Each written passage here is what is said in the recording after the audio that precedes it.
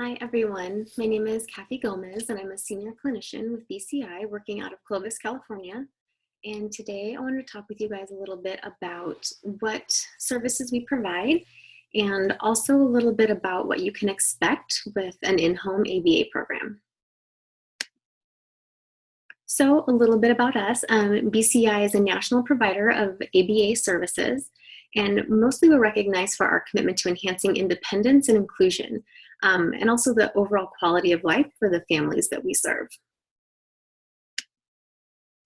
So our mission is really kind of twofold. So number one, we're looking to inspire hope and well-being for the families that we serve through our commitment to excellence.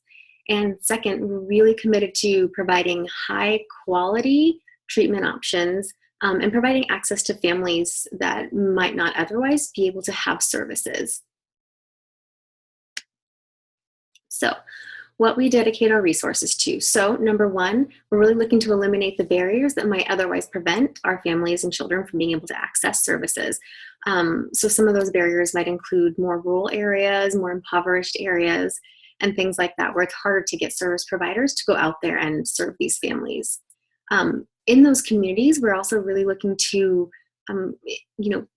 create jobs for the people that work there. So not only are we going to be able to serve these families, but the people in the community can also be able to work with other members of their community. And we're also looking to provide research and contribute to the advancement of behavior analysis in our field. So along with providing the services, we're also constantly looking for new treatment options and looking to contribute to the evidence base. So we also look to produce the optimal treatment outcomes through really just utilizing evidence-based practice. So that means that the treatments and the strategies and the things that we're using are things that we've pulled from the research and pulled from the literature, and they've been proven to be successful, and they've been utilized and replicated several times. And then also developing and maintaining authentic partnerships with the other people in the communities that might be serving these children. So some of those examples could be the teachers, speech pathologists, occupational therapists, pediatricians, really anyone else who could be working with that child. So how are we qualified to do this? So all of our clinicians are either master's level or doctoral level board certified behavior analysts. We also have some board certified assistant behavior analysts that work under the direction of a master's level BCBA. All of our behavior technicians or registered behavior technicians have all received a minimum of 40 hours of training. They receive weekly ongoing supervision from the clinicians on the case.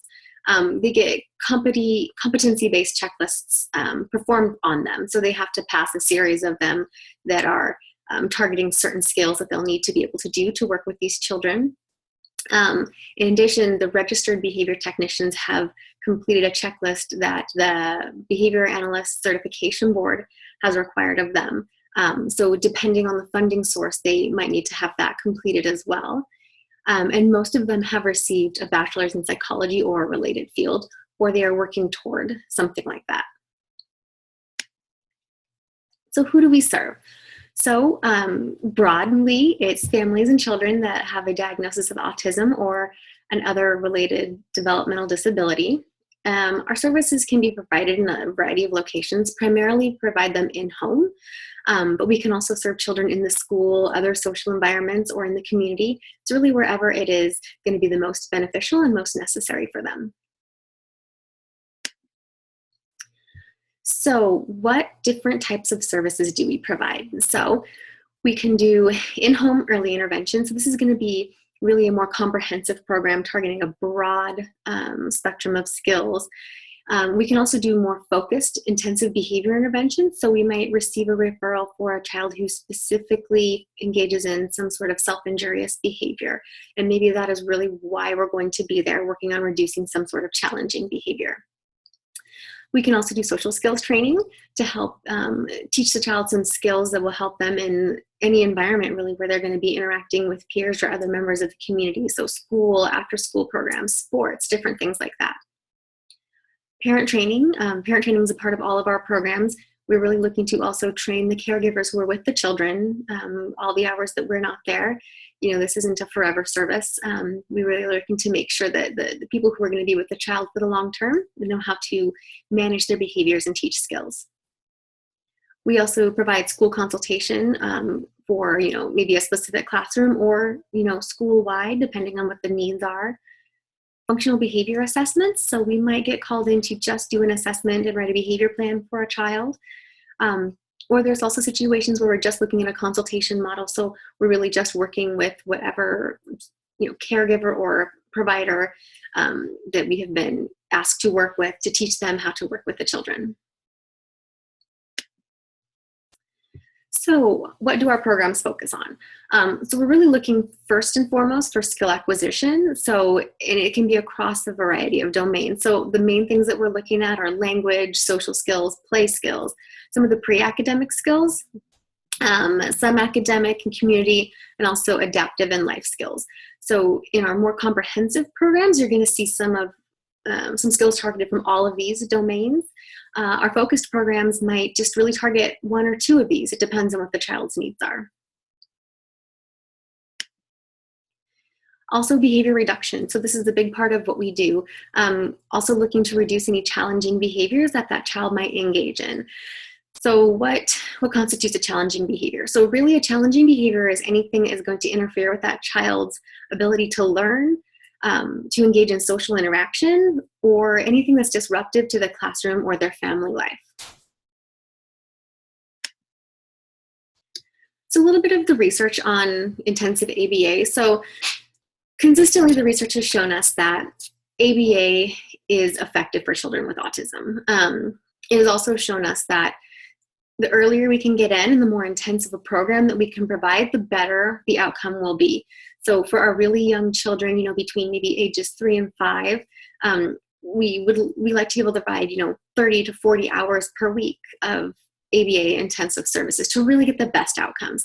But that doesn't mean that these strategies haven't been successful with older children or that they won't be successful with fewer hours than that. But if we're just looking at the optimal situation or what would be, the most effective, really that really intensive early intervention is key. So some ABA and autism. So really what our programs are really focusing on is positive reinforcement to teach skills. So we will use positive reinforcement in the structured setting that we could create and also in the natural environment to help the individuals learn new skills.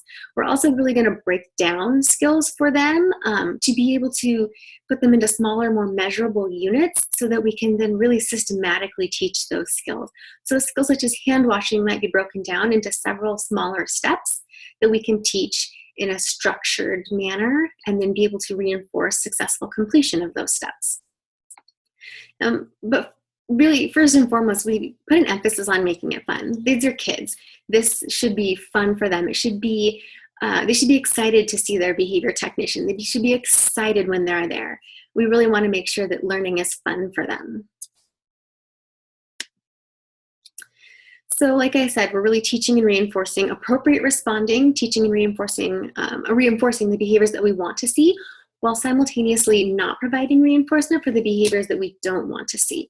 We want to make sure that the appropriate behavior is the effective way to get their needs met and that the inappropriate behavior doesn't work for them anymore. And while we're doing all that, we're collecting a lot of data, very data-driven in our field. So we're using that data to monitor their progress and to make decisions about their programs. If things are going well, if the data is going the direction we want it to be going, we can leave the program alone or progress it. If it's not going the way we want it to, we need to change what we're doing to make sure that we're being effective and that what we're doing is effective. Okay. So a typical ABA program. So this is, I think, part that a lot of families don't get enough information about beforehand and aren't really expecting the level of intensity and the level of commitment and how much actually goes into these programs. It's a big undertaking. It's, there's no other way to put it. It's a huge commitment. It takes a lot of time and commitment from the family. So it's going to be daily, depending on your child's needs and what they what their assessment said that their needs were and what your clinician has recommended, these numbers will vary. So I do want to say that this isn't every program. And if this isn't what your child's program looks like, don't worry, don't panic. If you have questions about your specific program, of course, ask your clinician. But in general, therapy will be daily. So every day, someone is going to come into your home and work with you and your child.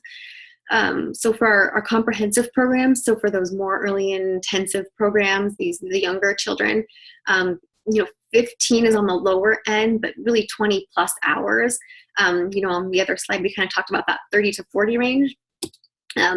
So 15 to 20 hours a week. So, if you're breaking that down to 5 days a week, that's 3 to 4 hours kind of on the low end that somebody is going to be in your home. So that can be a lot and a big change for a lot of families.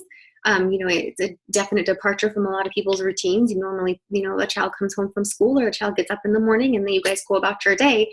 You don't have a big chunk of it taken up by this kind of a service. So it's definitely something to be ready for.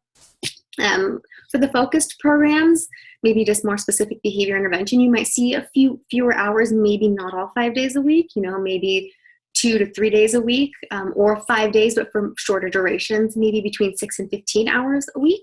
But it's still a big commitment because it is still someone coming into your home at least a few times a week to be working with your child and to be working with you.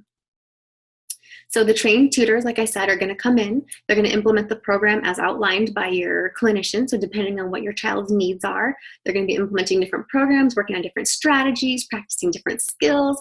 There'll be a combination of time spent at the table, some natural environment teaching, maybe some community outings, depending on what your child's needs are. All the programs are supervised by a BCBA, like I mentioned, master's level or doctoral level. And depending on, the location or what, the service is, if it's telehealth or if you're going to have someone coming on site, that might vary, but they will all be supervised at least weekly by a BCBA. Team meetings also will occur with the behavior technicians in the family every other week. So sometimes these occur outside of the home, which is the technician and the clinician. Sometimes it's the family and it's in the home and everyone's involved. Depends on your specific case. But that's a time where you're going to go over the child's progress, talk about their programs, and spend some time troubleshooting anything that might occur. And then there's also parent training. So not just during sessions where the clinician or the behavior technician might be working with you to practice skills. This is in addition. Outside of that, you're going to have meetings with just you and the clinician to be working on specific things that you have decided or that you have said are important to you. So maybe it's you want to work on increasing your child's independence with their bathing routine, or you want them to be able to eat more independently using utensils. You want to reduce their self-injury. So your clinician will work with you specifically on your child's needs and train you on things like that, work with you to learn the behavior plan, work with you to learn how to teach them those skills. With that, there could be, I say assignments, but I mean homework, I guess, in the sense of, hey, between now and our next meeting, I want you to do this. I want you to practice this skill this many times. I want you to collect some data for me, give me 3 days of data about this behavior. So those kinds of requirements.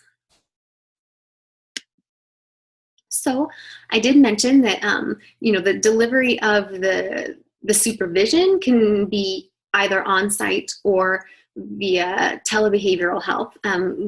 Due to the large amount of the families that we serve being in more rural areas or underserved areas, a lot of the supervision takes place via telehealth. So what that looks like is it's live video feed with a secure platform. So, I log in on my end, the behavior technician, or you log in on your end, and we're talking in real time. We're talking live. I'm watching the session live. The behavior technician positions the camera or positions everything so that I can see what's going on, and I'm providing feedback to them in the moment as they're doing things. I can provide feedback to you in the moment as we're doing things. So we're talking as if we're in person. It's just as over a computer or the iPad instead. We also use electronic client records. We use a platform called Central Reach, where we can both be logged in and accessing these things at the same time. The behavior technician enters the data in, and I can pull that data real time. One of the really nice benefits of that is that I can access it anytime, really. I don't have to wait until my weekly visit to go in there and see what the progress looks like, I can go in anytime and check a client's progress and make modifications to the program as needed. We can also record sessions, which is also really great. So if I'm logged in via Zoom and I'm watching a session and I want to record a specific part of it, I can do so. There's a function in our secure online platform to let me do that. And I can then use that to analyze the behavior later, or I can use it as examples for maybe you in our next parent training. Say, hey, look, here's the BT performing this skill we talked about. Let's watch it together. So if you have questions or you'd like more information, you can contact us. Our email is down at the bottom. And of course, you know, the things I've described again are generalizations for what an ABA program may look like. So again, if your program is different and you have questions, please contact your clinician for specific questions, and they can help you with anything like that. And you know, it's been great talking to you guys. So have a great day. Okay, bye.